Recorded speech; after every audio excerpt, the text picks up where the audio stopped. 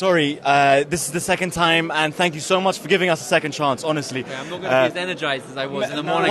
What happened? Did you eat too much food? No, I didn't eat too much food. It's been a long day and a lot of talking. So I'm a Liverpool fan, so I wanted to ask you. and end of the interview. And a Chelsea fan. No, you're the worst people. How do you think Manchester's going to do against Arsenal? I think we will do well against Arsenal. We usually do well against Arsenal. How do you think you're going to do in the panel? Like, do you have anything else to share? You did that. I did. Yeah, I was aware of that. I don't want to monopolize. No, of course, yeah. Okay, so in terms of what we spoke about earlier, we're talking about privatization and what came what came after that. Do you think you had a productive conversation about bringing in privatization, because it's something that really hits our hearts, and we believe as students that we can really improve on? Look, we've seen what happens when the government becomes way too powerful and dominates every aspect of life. Right? Everything is controlled by the government, and the government can't do things can't do certain things well. So most things. I will say certain things. But there's room for the private sector to grow.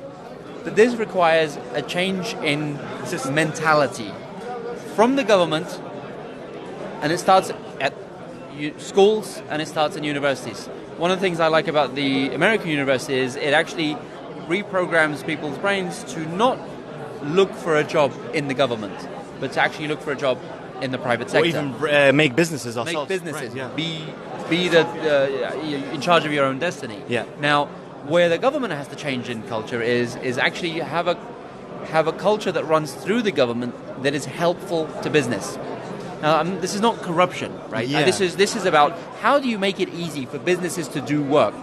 How do you limit the number of days it takes to set up a company? Have you got those points? I have those points. What are those points? First things, you've got to make it easy to register a company in Kurdistan. Okay. Right now, I think it takes 31 days. Even naming a company. 31 days to register a company. And then, at the end of the process, you have to go to the Chamber of Commerce, sign up with the Chamber of Commerce, and the Chamber of Commerce will charge you a fee to register your name. It sounds insane, right? It does. Guess what?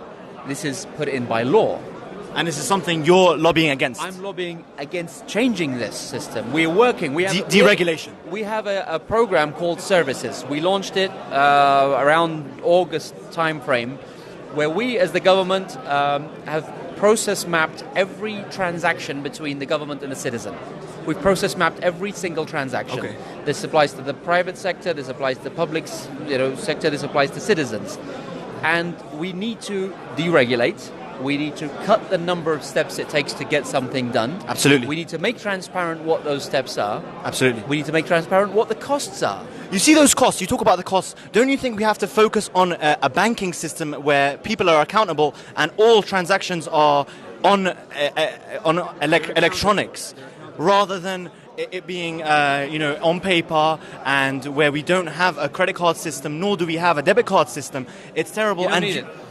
You've got the telephone. Many countries now that do not have the infrastructure with the banking sector and the buildings needed and the underground fiber optic communications that needed. In Africa, people pay by their mobile phones for things. Technology has advanced to a point where the mobile phone can replace the bank. The mobile phone can replace these existing bricks and mortar. So you're saying the private sector can do this? The private sector can do this. Some director general in the ministry of whatever is not going to be connected with the outside world in the way that a private sector person can be, that can bring in this kind of technology. Look what happened in Kurdistan. Yeah. How many people has a home phone in Kurdistan? And even if you have it, nobody uses it because you have the mobile phone. Yeah. And the mobile phone kind of superseded the home phone. It's now... We saw Asia Cell try and bring in Asia Hawala. They have it, and it's operational. But is it working well? It's growing. But again, it's a culture. It takes time to change things. People talk about change, right? And I'm not making a political statement here. I'm just saying people talk about change, and it's easy to say, this is rubbish, this is bad, I'm going to change this. But when you try to enact change, when you try to make change, you face resistance. You face inertia. You face people that are used to doing something a certain way, and then suddenly Absolutely. they get nervous because they're out of their comfort Exactly. zone. This is why we have to start from, as he said, a cultural change first. Then we can talk about political change. I totally agree with everything that you're saying right now. And so I genuinely believe there's room for the private sector. So beyond making it easy to set up a company, look, for me, when I look at the private sector, I look at opportunities. I think if a company can become 10 times more successful than they are today, then they're going to be 10 times more productive than they are today. If they're 10 times more productive than they are today, they're going to hire 10 times the number of people that they're hiring today. Right.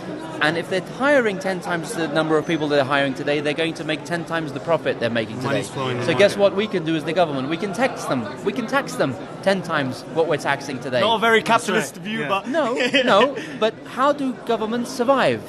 Not just on Not oil for revenues, yeah. on tax revenues.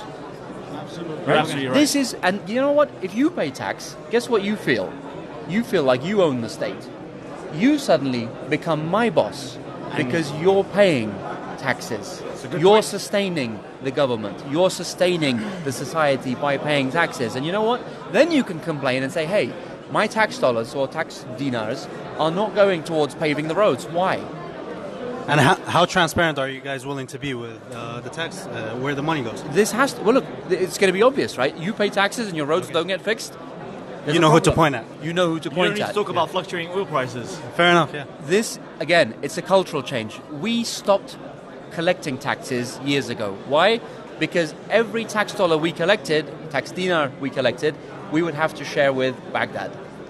Right? So we thought, why do we bother hurting our citizens? Let's not charge taxes, because all we have to do is give this money back to Baghdad. Yeah. So what we did is we ingrained the culture of not paying taxes. So now we have to go back and say, hang on a minute, There's a lot of stuff we have to do. there's a lot of stuff we have to do. Electricity, water, these are services. How can you reservice the water supply network or infrastructure if you're not collecting revenues from water? The same for electricity, the same for roads. You know, there are many examples across the world where you can learn how, in federal systems, Sleiman has a robust tax system, and those tax revenues go back into the infrastructure of Sleiman. Suddenly you're going to see better roads, you're going to see better plumbing, you're going to see better water, you're going to see better services and better infrastructure. More importantly, it gives people a sense that they own the government state. rather They than the own contrary. But at the same time, how can you ask people for taxes when you're not even paying their salaries? I mean, I know it's getting better now, but... Okay, this is the chicken and the egg scenario, Okay. right? You're going to people and say, pay your electricity, and they're like, well, you haven't paid my salaries. It's a valid point. But this is not going to stay on forever. There will come a time where the salary issue will get resolved. Sorry, I'm about to sneeze. Go for it, go for it. Turn around. It's coming.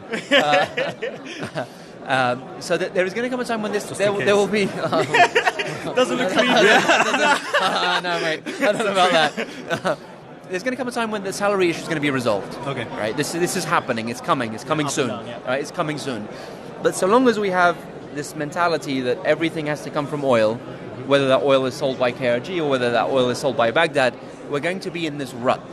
I completely We agree. have to understand that there are revenues from taxes, there are revenues from fees, there are revenues from all kinds of industries that can be generated. Yeah. And then oil becomes a bonus.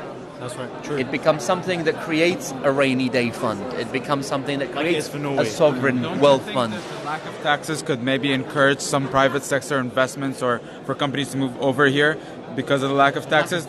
Like, there are some places in the UAE that, free tax zone, stuff like that. They encourage a lot of people to do stuff. And that was a very big reason why people came to Kurdistan in the first place. Yes, we had the investment law that we passed in 2007 was very good. 2006, 2007 was very good. We gave a 10-year tax break for investment projects. Well, guess what? That's 2018, 19 now. That 10 years is up. Now, it's a balance. I think you can, rather than give blanket tax cuts, I'm pushing for, all right, I want to promote agriculture as a sector to invest in. So you know what? Anyone that invests in agriculture in a job that employs more than 100 people, I'll give them a tax break. Right? Fair enough. Right? I'm not just going to give a tax break for all of these crooked housing projects that have been built around Kurdistan, which are not investment projects, by the way, because no foreign investor or local investor has invested their own money into these projects. They're just given. They come and they collect the first silver. What is silver? Whatever silver is. Something about terms. Right? Right. The first advance. They take their first advance from the citizens, and they use that advance to build the projects. Right. And guess what? When the second advance comes around, they build the second stage of the project. So they end up building this project using public people's money without spending a penny of their own. Maybe they spent a little bit on the design, some fancy presentation. So I'm not going to give tax breaks for that kind of projects in the future, but I'm going to give tax breaks for projects that employ. I'm going to give tax breaks for projects that I believe fit in the strategic vision of Kurdistan, which is agriculture, which is tourism, which is industry. You fall into these three categories, there's room to talk about tax breaks. I think we can all respect that. But Mr. Qubad, look, this is a very deep conversation that we can have on a podcast called Highly OK Podcast. One day, if you came over, like, it would help us so much. Time, right? You got me this morning. No. I mean, you got me this I want you. We want you in a t-shirt. We want you without the suit. You know, in a casual. I like the color. It's a good color. He's Man United. See, he's trying. It's a good color. we can like See if you can get a selfie with me. Follow us on You talk to my people. You talk to me. You talk to me. Are you willing to give me I'm willing to give you my number. Oh, nice. All right, one last question before we get a selfie with him. This kind of show can be a facade, like it's just going to be a show for the people. What do you think the most productive thing that can come out of something like this? I think the networking is important, but I think you need a solution. We need solutions to some of these problems, not just the pie in the sky strategic discussions. Right? We can talk about the big geostrategic, geopolitical issues until the cows come home. We need to talk about real issues that affect the daily lives. The conversation we had today, I would love to have a tax expert on that panel talking about how they introduced the tax system in Singapore or some country that had done something. Great country, by the way. Yeah, absolutely. Yeah. So that's what I'd like to see in a panel like this, is that kind of discussion. That will benefit me. And us, all of us. And I think a lot of people. Yeah, do you want to take the picture?